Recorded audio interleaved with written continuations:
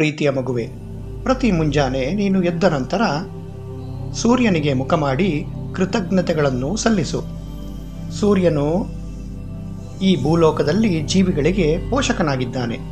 ನೀನು ಪ್ರತಿದಿನ ಇದನ್ನು ಮಾಡುವುದರಿಂದ ಉತ್ತಮ ಆರೋಗ್ಯ ಹಾಗೂ ಮನಸ್ಸಿಗೆ ನೆಮ್ಮದಿಯ ಅನುಭವವಾಗುತ್ತದೆ. ನಿನ್ನ ಅನಿಸಿಕೆಗಳನ್ನು ಬೇರೆಯವರ ಮೇಲೆ ಹೇರಬೇಡ ಅಥವಾ ಯಾರ ಬಗ್ಗೆಯೂ ತೀರ್ಮಾನಿಸಬೇಡ. ಇದರ ಬದಲಾಗಿ ನಿನ್ನ ಶಕ್ತಿಯನ್ನು ಧನಾತ್ಮಕ ಚಿಂತನೆಗಳತ್ತ ಹರಿಸು. ನನ್ನ ಎಲ್ಲ ಹೆಣ್ಣು ಮಕ್ಕಳಿಗೆ ನಾನೊಂದು ವಿಷಯ ತಿಳಿಸಲು ಇಚ್ಛಿಸುತ್ತೇನೆ. ಅದೇನೆಂದರೆ, ಯಾರೆಲ್ಲ ಮಹಿಳೆಯರು ಮನೆಯಲ್ಲಿದ್ದುಕೊಂಡೇ ಕೆಲಸ ಮಾಡುತ್ತಾರೋ ಅವರು ಇಡೀ ವಿಶ್ವವನ್ನೇ ಮೆಚ್ಚಿಸುವಂತಹ ಮಕ್ಕಳ ಲಾಲನೆ, ಪಾಲನೆ ಹಾಗೂ ಪೋಷಣೆಯನ್ನು ಮಾಡುತ್ತಿದ್ದಾರೆ.